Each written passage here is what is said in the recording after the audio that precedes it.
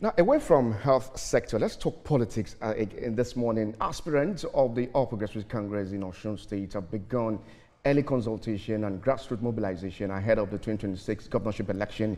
They have been holding strategic meetings across the local government areas to secure support before the party primaries. Party leader says unity and internal cohesion remains top priority as the APC works to avoid conflict that could affect the chances. Some aspirants have pledged to respect party decisions and maintain peace throughout the process. Now, joining us this morning for the conversation is the governorship aspirant of the APC in Osun State, Dotun Babayemi. Good morning. Thank you so much for joining us on TVC Breakfast Saturday. Welcome, sir. Good morning.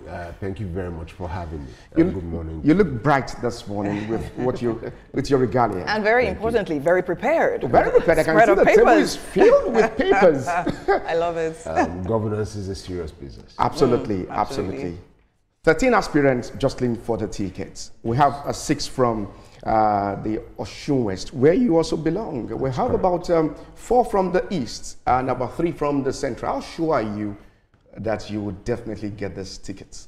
One of the things that is most important is that APC as a party with 13 aspirants have put forward 13 people. 13 people have come forward that are competent. Each one of them is competent to deliver on good governance to the people of Osun. And that's the situation at the moment. While the 13 are competent, what I bring to the table is a global perspective. I was vice president of a Fortune 100 company in the United States for 10 years. I came back to Nigeria in 2007 and got involved in active politics. With that involvement, my focus has always been the grassroots. In Osun West Senatorial District, there are 110 wards. Between 2010 and now, I've visited each ward 8 times for different reasons. Currently, we reached out to the party to get a sense of what our people at the grassroots, what their understanding of the renewed hope agenda of Mr. President is and our party. So we visited the 30 local governments, and after visiting the 30 local governments, we realized that there was a lot of work still to be done. So we embarked on a ward tour. Osun has 332 wards. As of today, we have visited 215 of those 332 wards. Engaging with our people, listening to them, ensuring that they have clarity.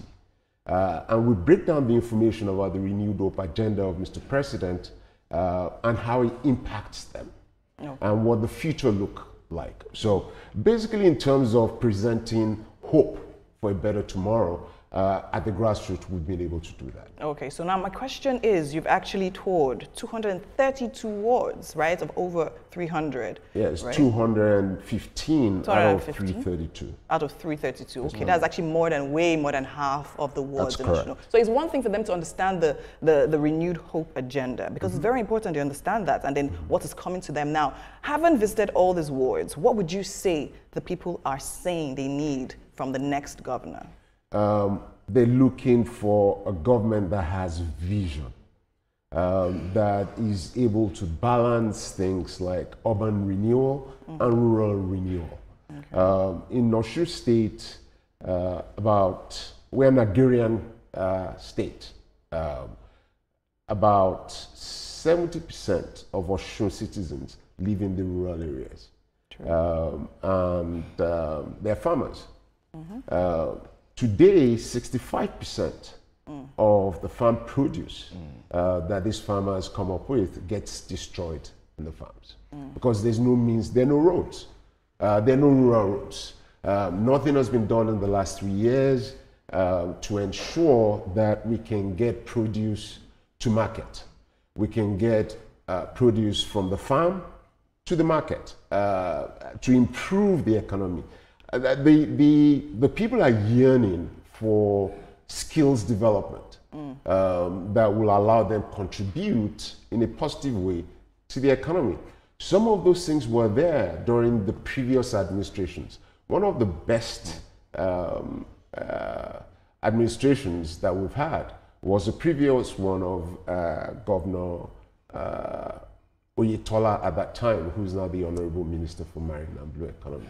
And what happened then, the funds that were available to the state from FAC was, over a 4-year period, was just 192 billion. Because I was coming to that point, yes. because when you said there are no rural roads in yes. Osun State, yes. it shows that your party, the APC, has not done well for the state, because the PDP is just in power for about 3 years in Osun State. Yes, so APC had a program called Rural Access, we called it RAMP. And for rural roads, they're not looking for tarred roads. They're looking for graders to ensure that the roads are smooth enough to go on. What we've experienced in going out to the wards is most of the rural roads are now, through the rains, have become so deplorable over the last 3 years that only motorbikes can get to those places.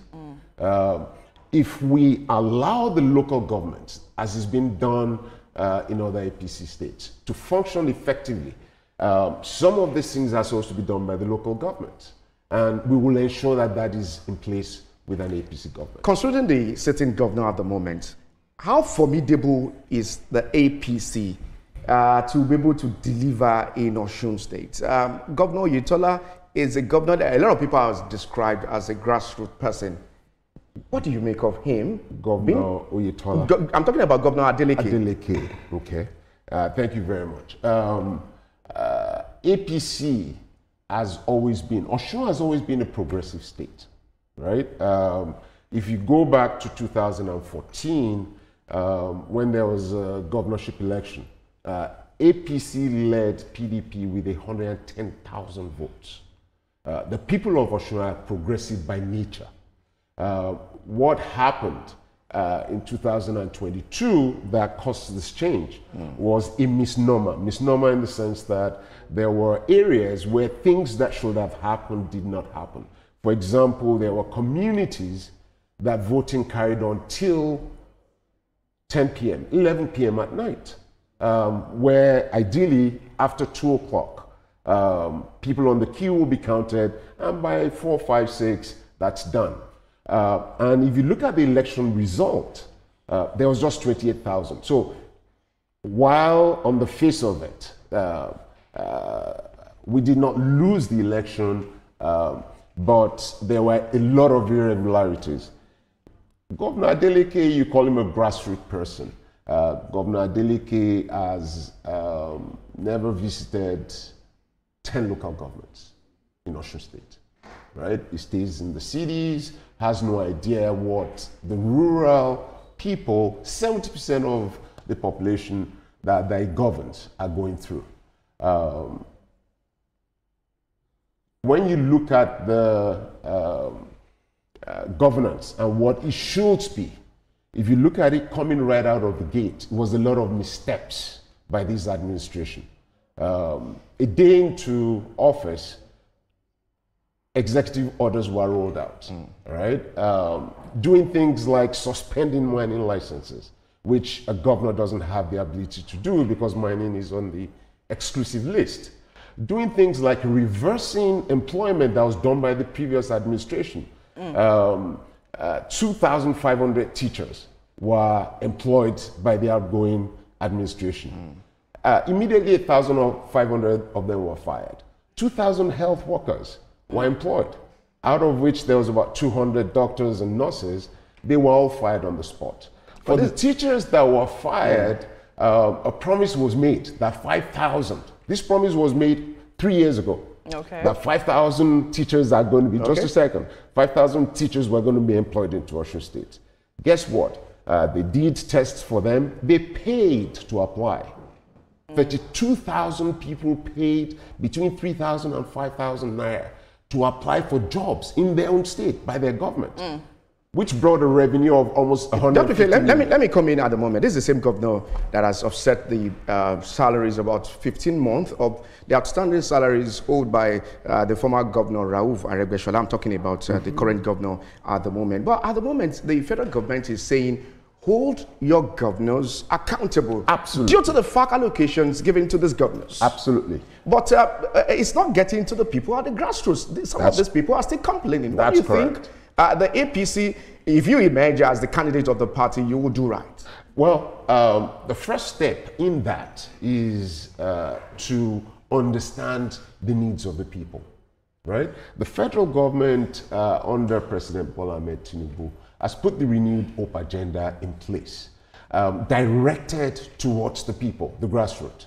I think on the 24th of July, he announced what you just said, saying to the governors, you need to go to the grassroots. 2 days ago, on the 29th, a Renewed Hope agenda World Development Program was instituted by the federal government, right? The challenge that we have in Osun State is that some of the social things that have been done by the federal government is not getting to our people at the grassroots. There's a lot of disinformation and misinformation. What we will do different, we're approaching this with vision. Osun is a state that is rich in culture, right? We're the cultural heartbeat of the Yoruba people. Very proud people, always ahead of civilization, right? Osun has natural resources that are not being well tapped. So the first thing is to figure out, is to put in place a plan, an actionable plan from day one, from the get-go, that allows us to upskill our youths. The Osun of our dreams is an Osun where a child can dream, where our youths can achieve and families can prosper, right? We've started that with the needs assessment. The word visits is to listen to our people, understand their concerns, and use that, not just as an individual, but as a party.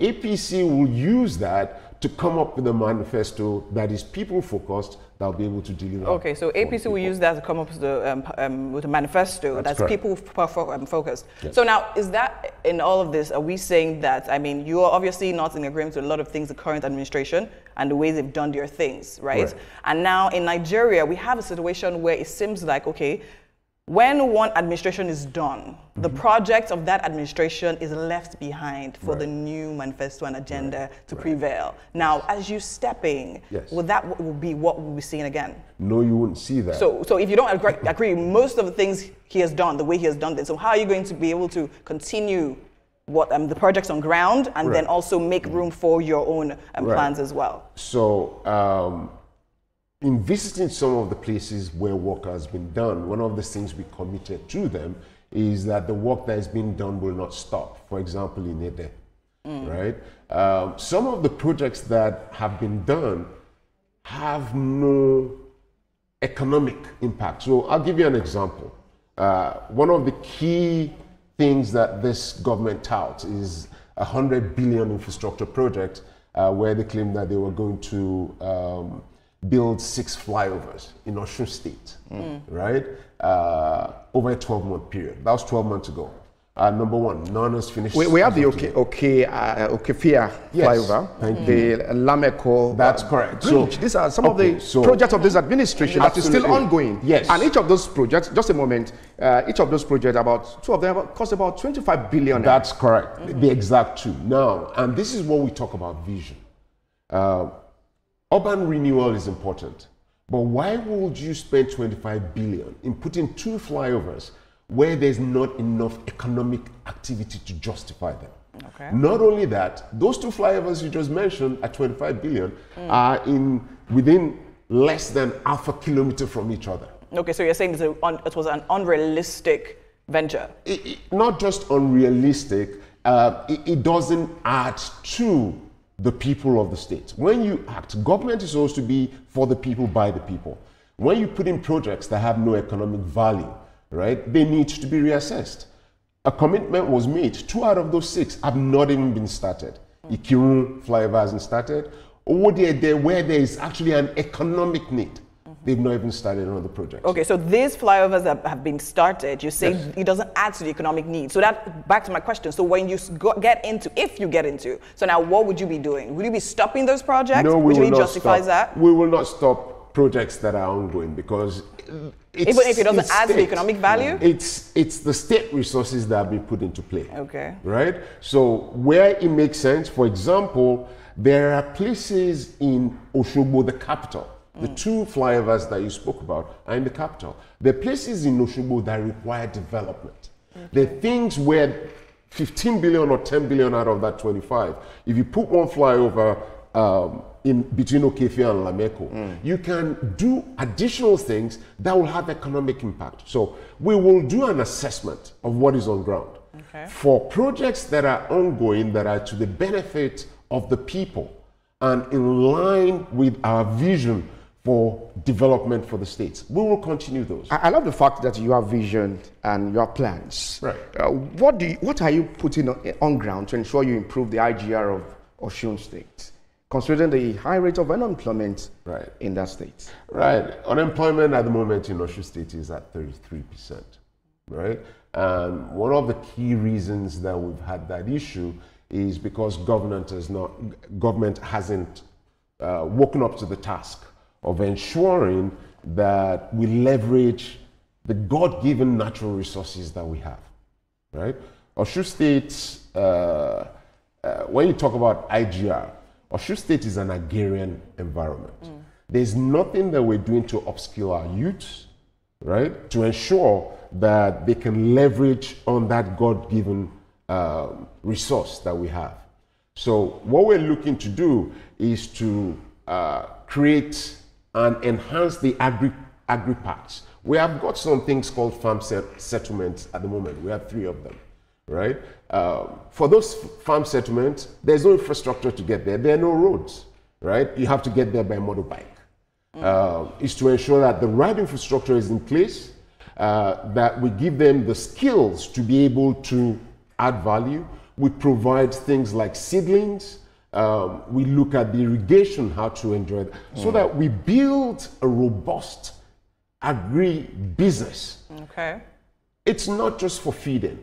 What we're looking to do is to lead the state to prosperity and build in there semi-processing plants that will create additional jobs. Yes. With those jobs come increased revenue to the government. So now that is in the situation, that is in the area of agriculture. In the area of agriculture. So there are lots of farmers in Osun State. Absolutely. So now are you of the opinion that, I mean, okay, fine, agriculture is one solid ground that we have that we need to improve on. Yes. So now are there other sectors? Of course there are. You mentioned culture earlier. So are there other sectors that you'll be looking into and putting in? And if there are, how would you balance to make sure that, oh, okay, fine, we don't spread too thin, working on so many things at the same time, and then focus on the things that really, really matter, that will bring the positive impact we actually need? Thank you. So there's several sectors that we're looking at. We're looking at, you mentioned the cultural sector. Yes. Osun is the spiritual and cultural heartbeat of the Yoruba nation. True. Right? Today, what we're doing with tourism is insufficient to bring the needed revenue. Osun Osogbo Festival, for example, is a globally recognized festival, and there's several others. We have the Oni of Ife, the cradle of the Yorubas. We're not maximizing that enough to turn it to generate revenue, right? So you have the cultural aspect.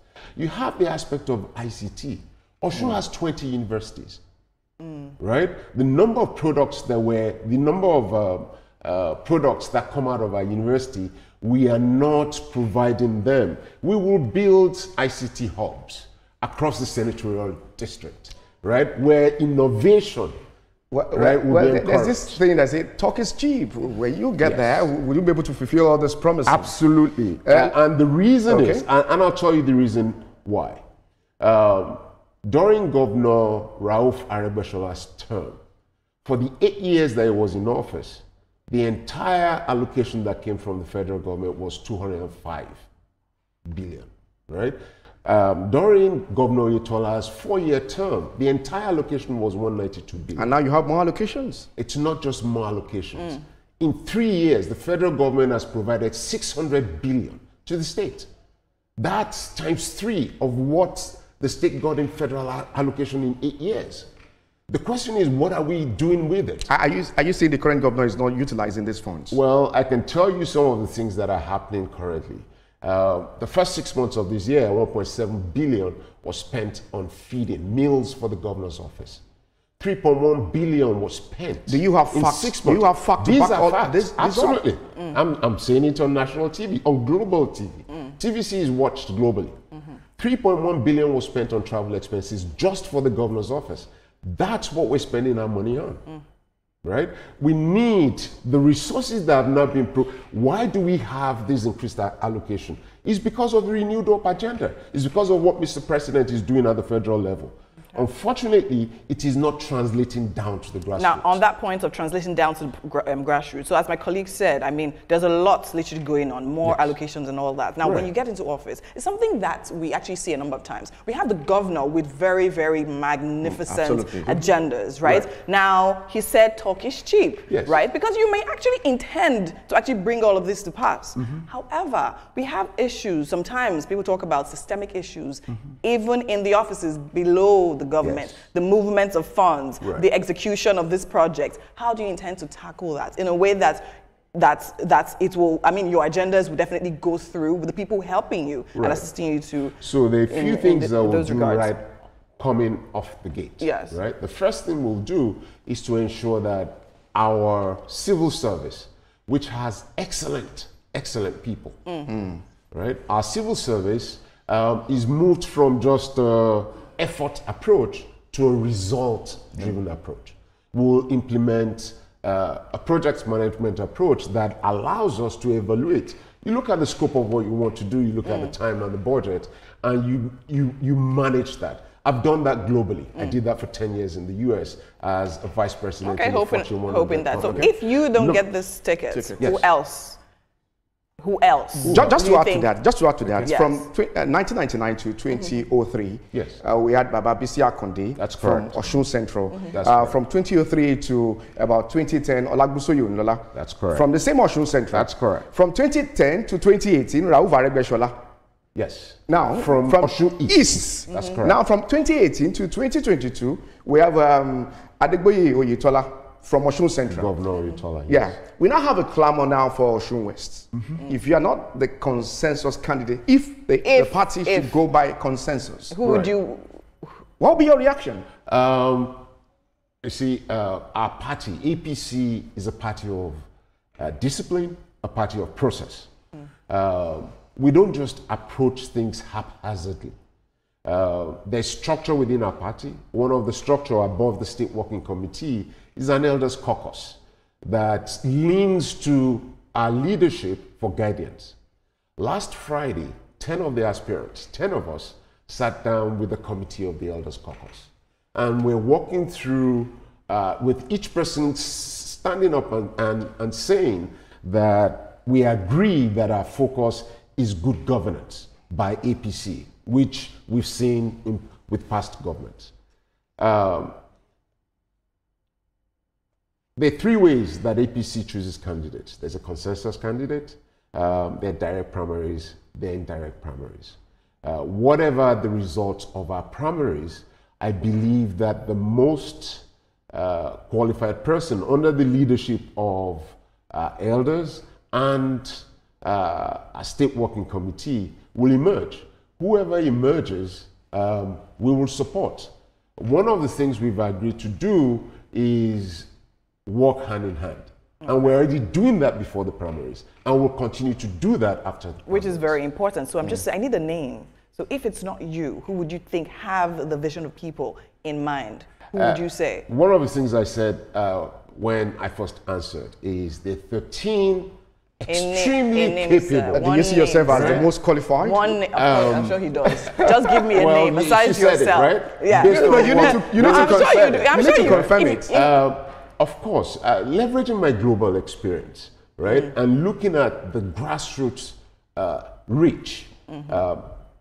One of the things, my politics is focused on the people. APC politics is focused on the people. The people are the soul of our party, right? And I have had an opportunity to reach deep into our grassroots. I've had an opportunity to interface with our people over the years.